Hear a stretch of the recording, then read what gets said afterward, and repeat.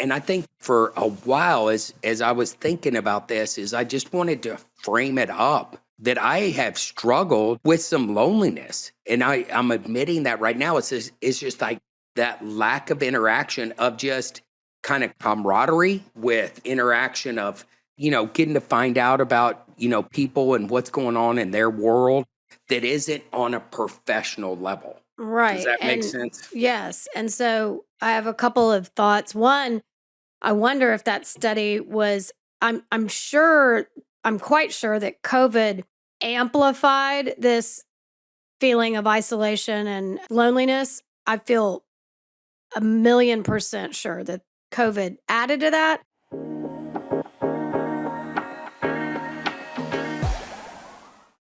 Well, Shannon, I'm hoping people have tuned in to this 2-part series we did, Vulnerability Gap in Women.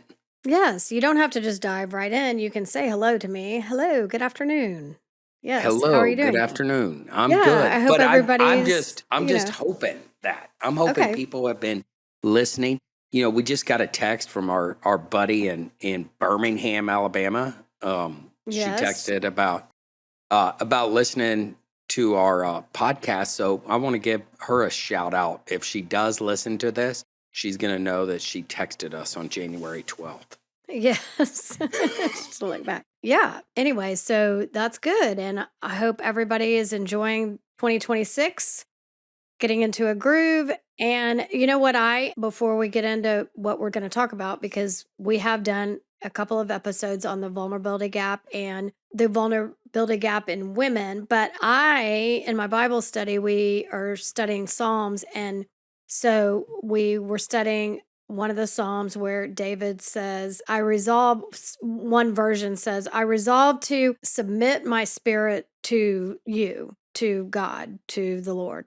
I was like, oh, there's that word resolve, like resolution, Like all a new that kind of year? stuff, like a new Yeah. year or whatever. Yeah. And so I was like, I'm going to resolve to commit my spirit to the Lord also, as far as my resolutions are concerned. And so I was laughing with my trainer this morning saying that, yeah, my resolutions are that I resolve to commit those resolutions to the spirit. And then if I don't follow through with my resolutions, it's God's It's on the fault. spirit. Yes. For not convicting me. And then I was like, oh, great. I'm going to leave here and be convicted all day of stuff all year. I've just set myself up for a year of just total conviction. That's where I am today. But Do you need help with that? Do you want me I to do come in not. I there? don't need And you to be my spirit.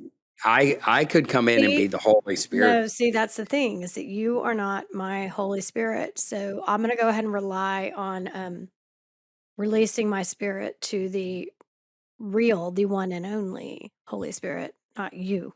You're going to resolve. You're a false prophet. Yeah. So, okay. Anyway, That's humorous right there. I digress, but I hope everybody else's resolutions are going well. And so before we get into, this episode, I really liked those 2 episodes we did on the vulnerability gap and the vulnerability gap in women. Yeah. So And we've had recap some, that just a little bit. and so if you haven't heard, those 2, encourage you to go back and listen to them. There's something there in the sense of what keeps women from being vulnerable with other women.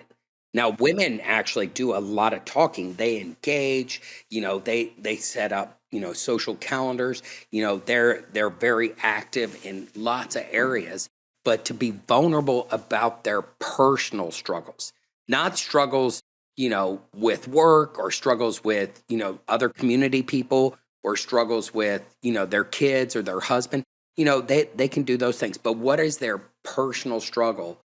Women really struggle with that. If it's, we talked about in there that women haven't been given permission through time to be angry, and those kind of things. And so there's Not this through time, but since the beginning of time, since the it's beginning been of time, set up that we don't. it's not all right. I mean, if Right. a woman's angry, lots of times they're considered a biatch. and Well, stuff like that. right. And so there's this vulnerability gap in women talking about their own personal struggles. If it's codependency, if it's spending, if it's lack of intimacy, whatever the situation is, fear of what others Well, think. yeah, and it's we're going to talk about a little bit about men today, but it's with women, it's a little bit of a it's not fear of rejection, but it's a fear of that shame. It's a fear of the like, what? You struggle with what? Like, wow, that's weird. Like, or you should probably talk to somebody about that, but not me, or whatever. And men can admit that they have a problem with alcohol or drugs or pornography or whatever it is. Men seem to be able to like just like own that like it's a badge of courage or something, like it's a badge of cool or whatever. And but women are like, oh, I can't. There is zero admission of struggle with parenting, anything. But Yeah. And so today, we were really kind of discussing earlier, and we wanted to grab a hold of this topic and kind of really run with it in the sense of, man, and this might, we might end up calling this vulnerability gap number 3, but really what we're talking about is men, and there's this increase, especially they just did a study back in 2021 about there's an increase of men really struggling with loneliness. If you do any little bit of research, you can look at all the different reasons why they believe men are struggling with loneliness. But it's crazy. We were talking about this, and I thought about it, Shannon, is, man, throughout my adult life, I have always, up until 5 years ago, right now, I have had counseling practices. I worked alongside other people all the time. I had, therapists that worked for me that I trained and would have interaction with them multiple times a day outside of my personal practice. I had real structured sober living for about 17 years and interacted with the staff and the clients on a daily basis. But the big difference was I interacted with a lot of staff. And then I had this treatment program called Casa Colina, and I had, from my therapist that, we would talk about clients or just get to know them, to my equine therapist, to the guy that was, the handyman, to, my techs, to, the chef and the assistant chef, to the drivers. Is like I had interaction with people all the time. And I've been thinking about this. When you think about loneliness with men, I have struggled really the last few years. I don't have that interaction with people on a daily basis. A lot of men might be struggling with loneliness, they might not, but they have interaction in the job place where they're interacting with people that work with them, that work for them, that they interact with. The people I interact with is our clients. And so it's like there isn't a friendship there. I eat most lunches. When I go eat lunch, I eat by myself. And so there's a lot of this alone time. And I think for a while, as I was thinking about this, is I just wanted to frame it up that I have struggled with some loneliness. And I'm admitting that right now. It's just like that lack of interaction, of just kind of camaraderie with interaction of, getting to find out about, people and what's going on in their world that isn't on a professional level. Does right. that make And sense? yes. And so I have a couple of thoughts. One, I wonder if that study was I'm sure I'm quite sure that COVID amplified this feeling of isolation and loneliness. I feel 1,000,000% sure that COVID added to that, but it was obviously already there from the get-go, I think, from the beginning of time where, men have just kind of filtered into their roles of having to be the strong ones and the decision makers and, the whatever. And I think that probably, if you're talking about this study that was done in 2021, that's, kind of right after enough of COVID had happened, that isolation. And then, um, They didn't in the study. They didn't really talk so much about COVID because a lot of the study took place pre-COVID. A lot of it was centered around technology and how yeah, people yeah. Okay. were disconnected. So some of it, I think some Well, of hang on. it, Let me finish no. my thought before I forget, because the difference between men and women is that, but I have to wonder if men have kept a little bit of this loneliness to themselves before, and then it was amplified COVID, and they kind of were forced to talk about it. Because when you first shared with me, which was way before COVID, that you were a little lonely. You weren't in your hometown. You had been working so hard, and like you said, you only really had community with the people you worked with, which was awesome. Those were great relationships, but they weren't really your peers and all that kind of stuff. And so when you've shared with me before, I'm kind of lonely and I wish I had some guys to hang out with more, whatever.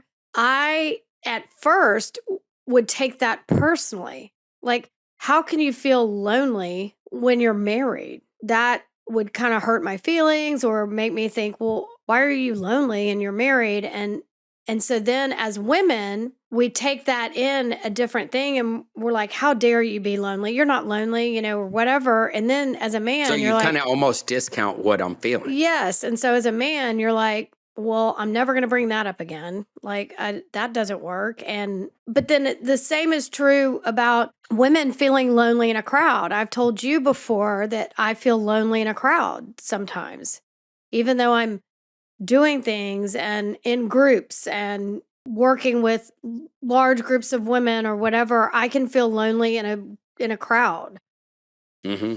And so when we talk Do about you think men and men struggle with sharing that loneliness because they're going to just be discounted, or like, well, and here's the crazy thing is what you and I were talking about, and we mentioned it at the beginning of this podcast. Is yeah, men can open up and share when they find that place, when they can trust other men, they can share about their struggles with addiction, they can share about their struggles with if it's pornography, with pride, with their ego, they can struggle about, personal stuff, but until they find that place of community, until they step into that place of vulnerability, they just stay what I would like to say lots of times is just busy working, busy jumping through one hoop after another hoop after another hoop, and the loneliness is still there, and it's still building. Does that make sense? yes. I mean, it's kind of why they have the memes and things like that of, men playing golf, and then, they get home and the wife says, "Oh, how's so and so's wife? And how are their kids? Oh, is their kid graduating this year? Whatever." And the husband's like, "I don't know.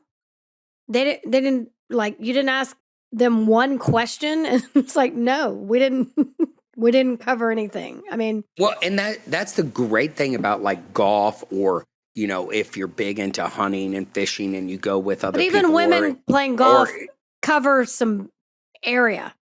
well, if you're gonna let me finish, I was Yeah, gonna go ahead. say, Okay. okay. Wait, with y'all cover a lot of area when You you were play acting golf. like golf and hunting is, supposed to be a quiet, like, not anyway. No, I Okay. wasn't. Okay, go You ahead. assumed. I Okay. did. I did. Yes. And so you didn't allow me to finish. And so right there is what I think men do get when they are with other men, even if they don't dig in and find out what's going on in their marriage or a job loss, or, maybe someone having cancer, or how to step in and have those uncomfortable situations. They get a little bit of their tank filled up from of that loneliness if they're in with other guys.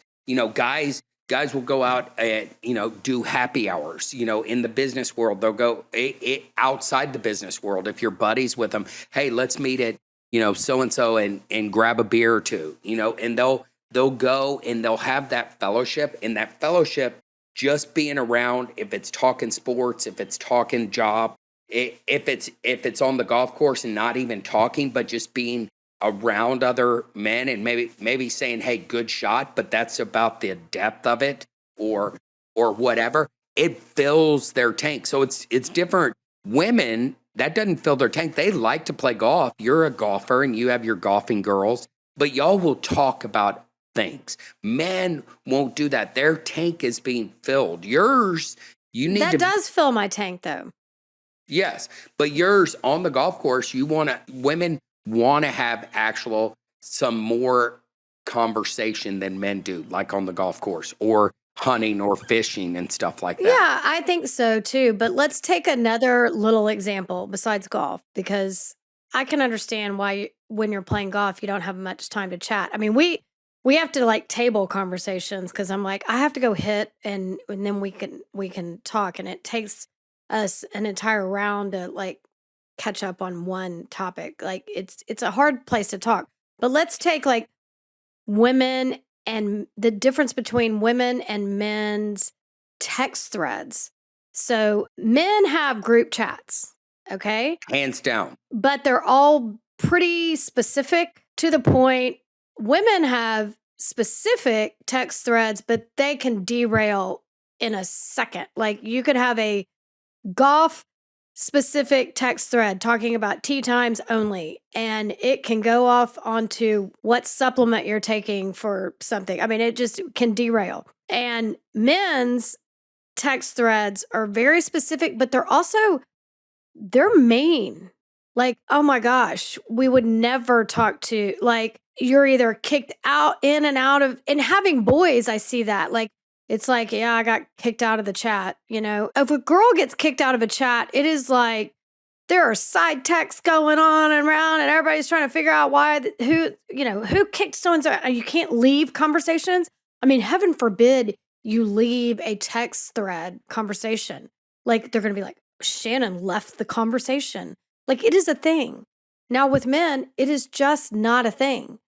And so it's amazing that, well, not amazing. It's amazing that what we talked about before is that you were like, men are more vulnerable than women because women will side text and talk and whatever and never just say, hey, why did you take me out of the text thread? That hurt my feelings. I mean, but yet it's still the same. It's like, it's still the same.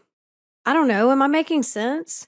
I can tell I'm not making sense to you, but, I see. I'm just trying to frame it up. yeah, I don't know. I don't know if I would say it's the same how can because you it get is. to a It is. point to being vulnerable, like when you're going to get ripped? Like, I've seen the way men respond on your text. I'm like, oh my God, I can't believe he just said that. Like, I mean, it is ripping. Yes, and it is. And men use a lot of sarcasm and use a lot of cutting and, ribbing each other. And some of the ribbing is really, it's fun. It's funny. It's a lot of times I think men have the ability to get vulnerable quickly when they do find those people in their life that they can step into the messy middle. And at the same time, a lot of ribbing is, for many guys, it's a sign of, hey, I like this guy. If you're not ribbing him, it's like all of a sudden you don't like him, which is polar opposite. So I'm not sure it's the same. It's polar opposite of women. No, and it's kind of going back to the beginning of time stuff where women have always, felt shame for different things or whatever. And it's the beginning of time, when people would say, oh, that little boy's being mean to you. It must mean he likes you or whatever. And now everybody's like, quit with that message, quit letting boys be mean to little girls because, oh, that must mean they like them, even though it's probably true. Like, what's the conditioning on that? Like, and how do you? I have an idea of the conditioning. Okay. I think this goes back to where men struggle with loneliness and struggle with being vulnerable. But if they do find those group of men that they can be vulnerable with, that loneliness, subsides. But I think the thing is with like little boys being mean, it's this for men, it's women, you're saying it's shame. For men, it's this fear of rejection. Yeah. And so men They're going to get go ahead and kind of reject you first or whatever. Like, yeah. ha ha ha And, ha, just in and so case.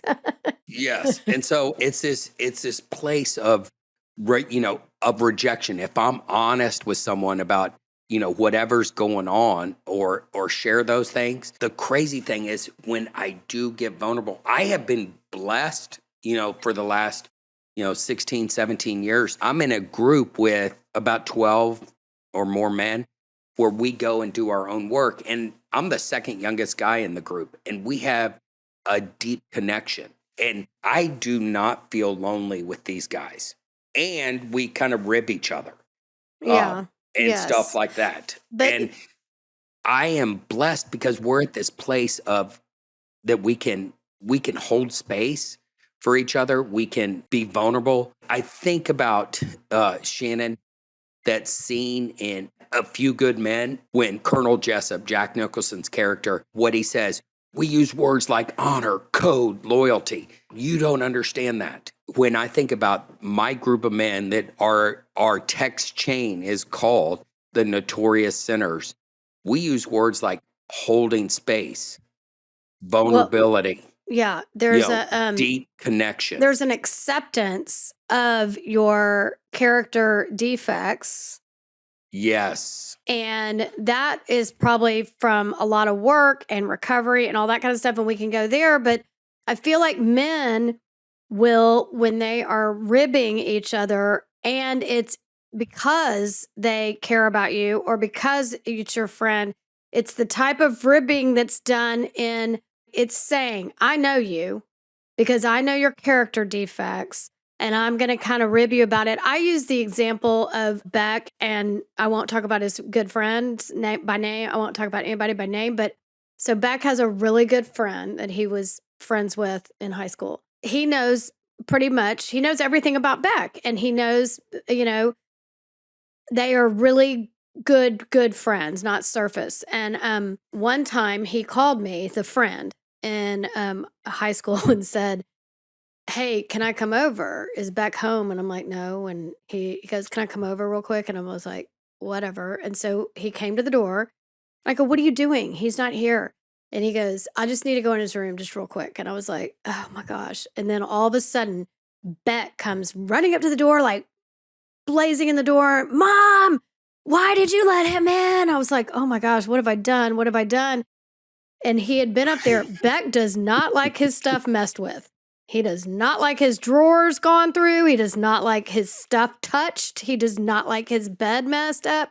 He does not like his stuff messed up. But this friend knew that and was just going to mess with him. And so went up and started like touching his stuff and taking pictures of it. And Snapchatted. yes, and Yes. snapping it to him saying, oh, you're not home or whatever. And it was, but I thought Beck was going to burn the house down. I was sitting here.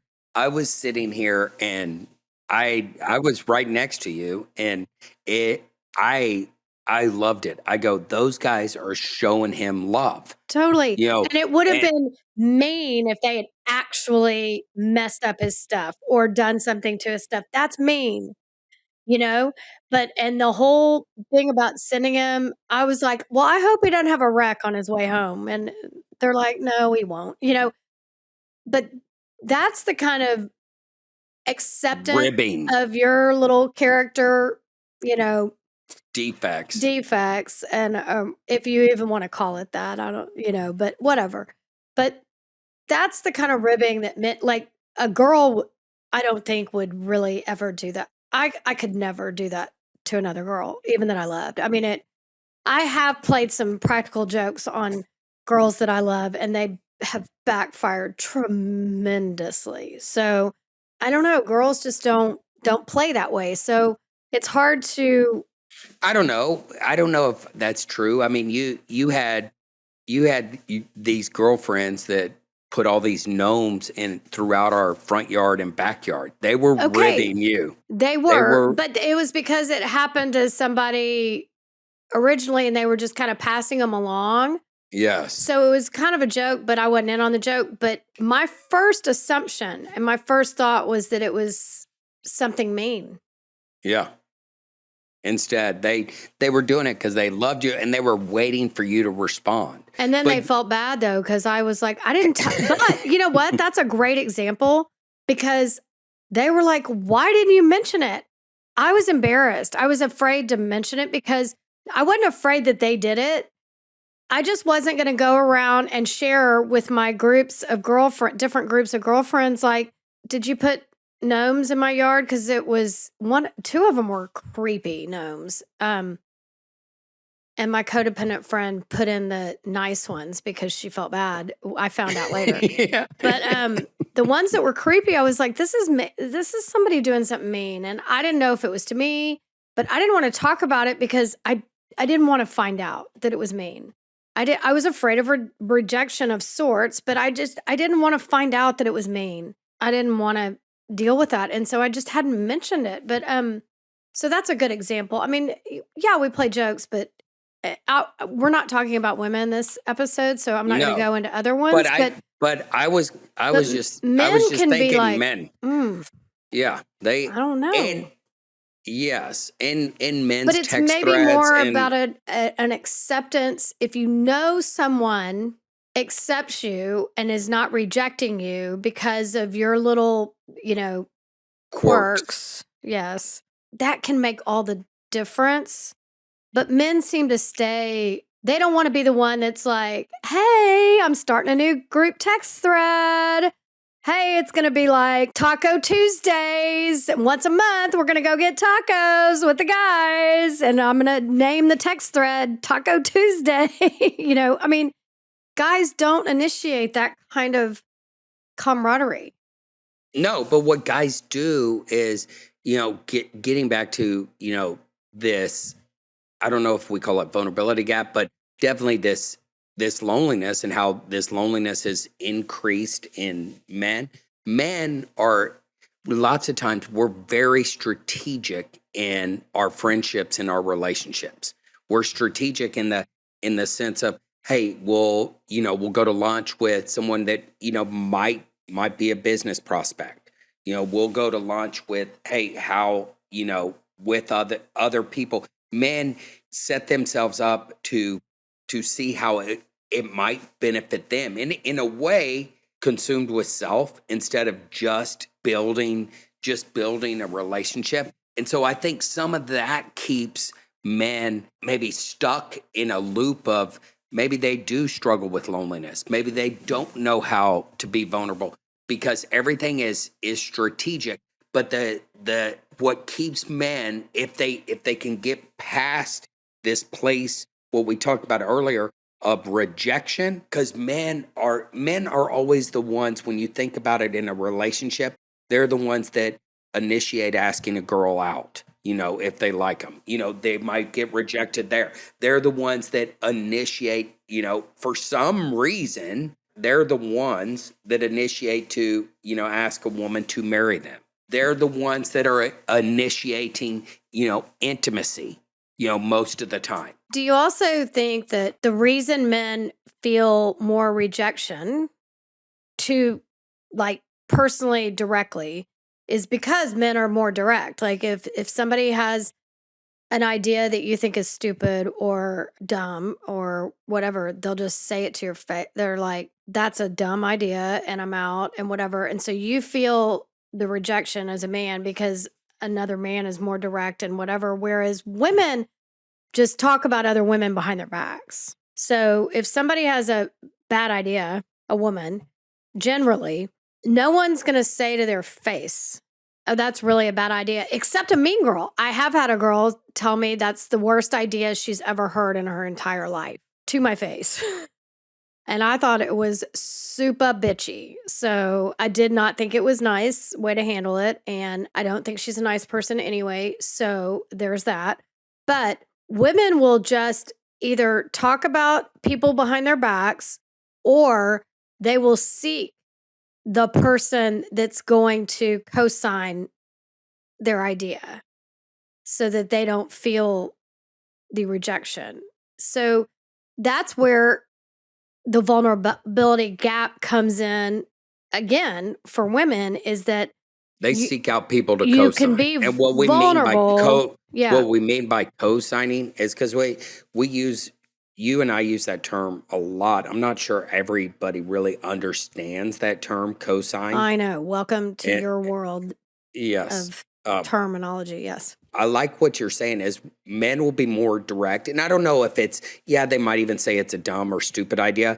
No, I don't think that's a good plan. I don't think that's a good business idea. And men naturally start to poke holes in things and come up with stuff. Some of that is it can be actually It very can be healthy and productive. positive. And Yes.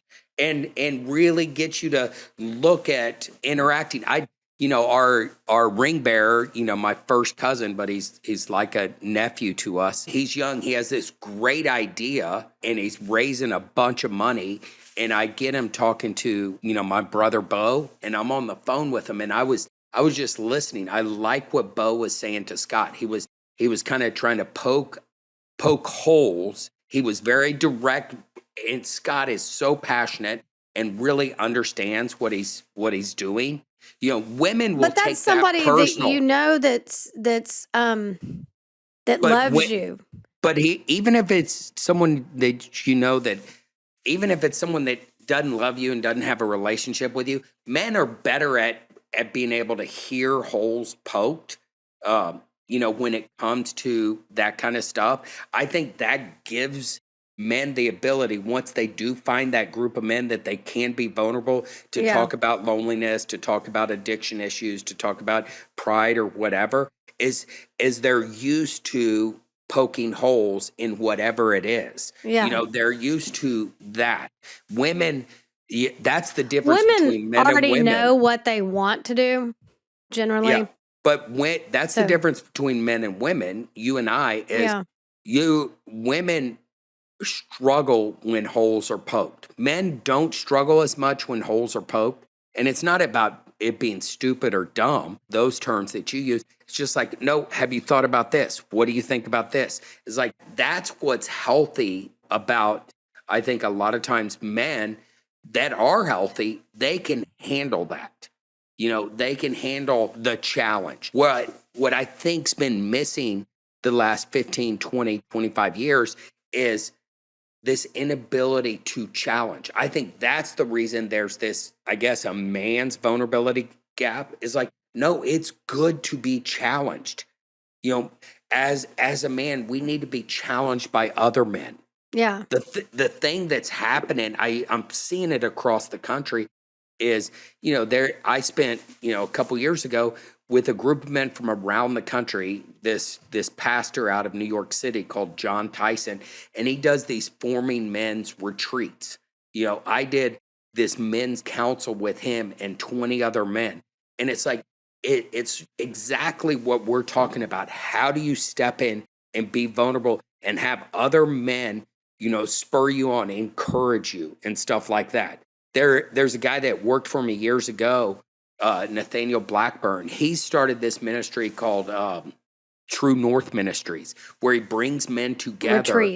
Retreats, and it's really powerful. I went on one a couple times with this guy out of Fort Worth, Chris Powers, and it was really cool. And his whole premise is all the guys that he likes, that are men that he likes and respects, he goes, I want to bring them together and let's see if we can take away the facades, the trying to outdo each other, who has more. Well, it makes it a mutually, and not talking about any business stuff or anything Right. like that. It's just like, hey, how to dig in. So there's this whole push happening with all sorts of different things. This guy out of Colorado, John Eldridge and Morgan Snyder, are doing these Wild at Heart retreats for men. Well, he wrote that book. He wrote the book Wild at Heart, but it's these retreats. And then his wife Stacy Eldridge, she's trying to kind of go, how do we do this with women too? And so there's this whole place of how do we step in and have, learn how to have healthy vulnerability. And so it's going back to, that's what I love about the men that I spend time with, the notorious sinners. The bummer part about it is I can call them, any one of them, and they would drop everything and be here for me. The problem is they're all over the country, and sometimes it's hard for me. I've found where I sometimes struggle with that loneliness is like, I don't have that really here with other men. That I have some really good friends. One of my good friends, talking about ribbing, 2 Halloweens in a row, he dressed like me. I mean, that's the most Hysterical. flattery Right. thing you can do is like, I kind of, one year is just disheveled all over the place. The next Right. year having, 3 or 4 different college, uniforms on because they give me a Yes. hard time about that. Yes. I mean, so it's just, it's the ultimate flattery right there. But it's like, how do you find that? But at the same time, the cool thing that's happening here is there are these places of Bible study. There's these places that guys are getting in there. But it's like, how do you find those men in your life as a man that you can be vulnerable with, that you can share your struggles? The great thing is I do have a buddy here, a couple that I'm really close to, that I've really shared deep, intimate stuff. And I don't have that fear of rejection. Yeah. What happens for men is this fear of rejection. And I can think about a few of these men that I've shared with, but if you're not consistent in meeting with them, man, the lies can start to kick in. And men are not good. It's like I said just a few minutes ago, is that men aren't very intentional about making that happen. Now, you have been, and with certain men, and the men that you have been intentional about saying, hey, do you want to have, breakfast once every other week or whatever it is? I don't know the deals you make. Those are the relationships that have grown and that you're secure in and that you're not afraid of rejection. But it took that intent from the get-go, and you can't And the just crazy thing is, we're not wired. When I think about, our social calendar, for us to go out with friends, go to dinner, go do something besides just you and I, it's you are setting it up with the other women. My fraternity brother, pledge brother, asked, hey, we need to get together again with Claire and Shannon. And well, we need Claire and Shannon to set it up. Both of us, yes, you just aren't gonna use make it names. happen. It's not a bad Yeah. thing, but yes, and then I mean, even just you and I, you're like, I want to have a date night, and I'm like, okay, and then you're like, you were looking for places to go, and I was like, what are you doing? Like and I ended up having to make the reservations, and you were like, oh, this is a cool spot, but then I think in your head you were like, so and so would love to come here. We should invite so and so here. Like whatever, this is a cool spot. I think in your head you were thinking, ooh, I could mention this, I could plan this, and then I won't get rejected because it's a pretty cool spot. But I think there's fear of men feel fear of getting rejected on their activity. It's like I said, starting a Taco Tuesday or whatever. Like, No guy's gonna start Taco Tuesday. I know. I'm saying men fear the rejection of their idea. Like, okay, who wants to come? It's the Jerry Maguire syndrome. Like, who's coming with me? And everybody's like, not me, because that doesn't sound fun. And then you're like, oh, I'm rejected again. Right? Yeah, but I mean, that's a very surface, I mean, on a big, broad level, I think you're spot on. But really, guys aren't even thinking about the fact that they're being rejected. Well, I think that's why you're lonely. I I yeah, guys aren't thinking about that, but when they really pause and really unpack it, it's like, but the guys don't even have the tools on how to unpack. That's why these programs that, Forming Men deal with John Tyson, Wild at Heart with Eldridge, True North retreats with Nathaniel. Those things, there's all sorts of these programs and these workshops and these But it's sort gathering of of like men. class teaching men to do this. Yes.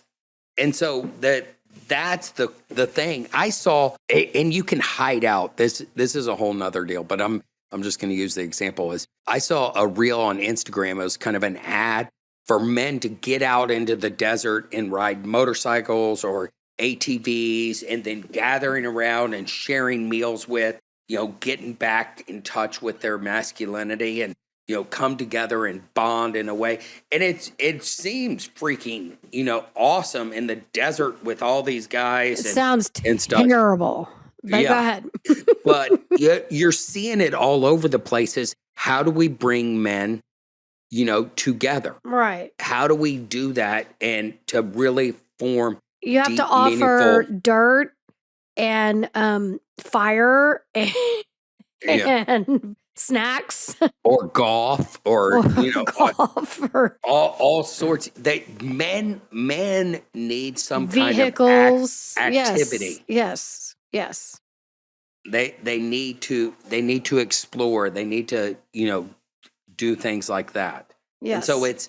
it's wild when men can step out and do some stuff like that. It's really cool. Well, so that's part of the loneliness situation. I'd like to talk more about it. I mean, I think we could pinpoint the causes and things like that. Like, I mean, it just I think we could definitely unpack it more, and see what's happening. Men do like different activities, do like to be together. We mentioned it earlier. It's like women can ask their husband if they go play golf for 6 hours. Hey, what did y'all talk about? Really nothing except golf, And right. so, but yet men still feel a connection. And that's great. So if that's Yes, the case, but without anything. And so yet I think when you don't have that connection with some kind of activity, it can be hard. And then you can get behind this thing and look at that picture. but how can men be more intentional? Because I think women can get together and just do things where they don't talk much either and have their tank filled. I mean, we don't talk much during mahjong. You can't. I mean, you have to pay attention and stuff like that. But it still fills my tank of using my brain and being out and whatever. But Well, and men get their tank filled, by hanging out with guys and stuff like that. I don't know if maybe a lot of those men don't struggle with loneliness, and there is probably a big population that doesn't. But I think that the biggest population that doesn't is the ones that have intentional friends. Have guys. I think about my buddy Tyler. Man, I don't feel judged, by him. And so I can be with him yeah, on that level. And yeah, so it's wild. yeah. I'm just trying to think of kind of what to leave people with because we kind of open ended it, but that's okay. I will go back to the notorious sinners and what we have done of holding space, being vulnerable, doing the work. And when I mean doing the work, being able to go deep and really talk about personal struggles. But you all That, regularly meet, and yes, that was because of a purpose. I mean, that was an intentional need that is now continued on to be a purposeful, you know, meeting that you all have. I mean, every morning, right? I mean, but yeah.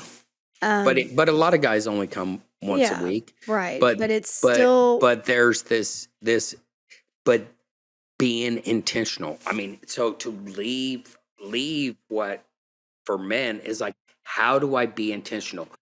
Go away today if you're a man. If you're a woman and listening to this, uh don't get in there and try to make your man be intentional. Hey, ask them the question. Me being a man, it's like, how are you intentional in building Well, relationships now with your wait, buddies? that, and I think that it's worthwhile to investigate the feelings, whether or not somebody is actually lonely. Yeah, I wasn't even talking about loneliness. I was just talking about intentional friendships. No, I know what you're Yes. talking about, but we're talking about men, being lonely and why, because they don't aren't intentional with their friendships and everything else. And I was just saying that, find out if, because maybe a man is feeling lonely, but he's never expressed that before because he doesn't want the backlash of the woman being like, why are you lonely? I mean, I thought that at first. Kind of like you. Yes. Okay. I had already admitted that.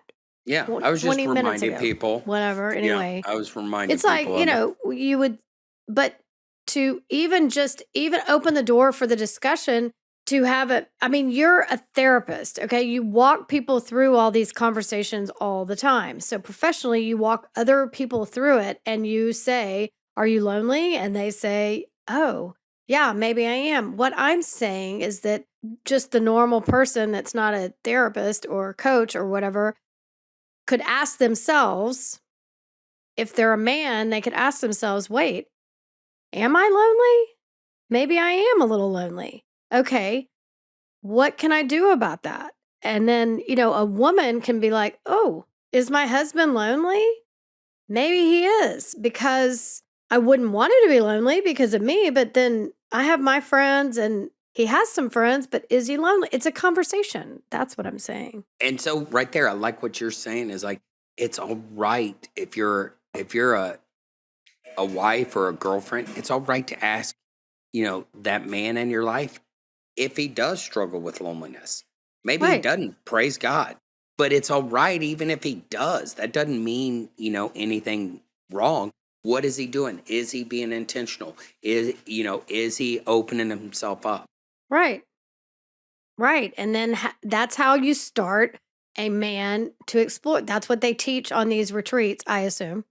Yes, Things like that. So exactly. it's all identifying and whatever. Okay. I think that's a This good is a leave good, right there, Shannon. yeah, I do too. I do I think too. that's something for people to chew on, and we'll explore this more. I think it's good. Okay. Until next time, filter optional out, right?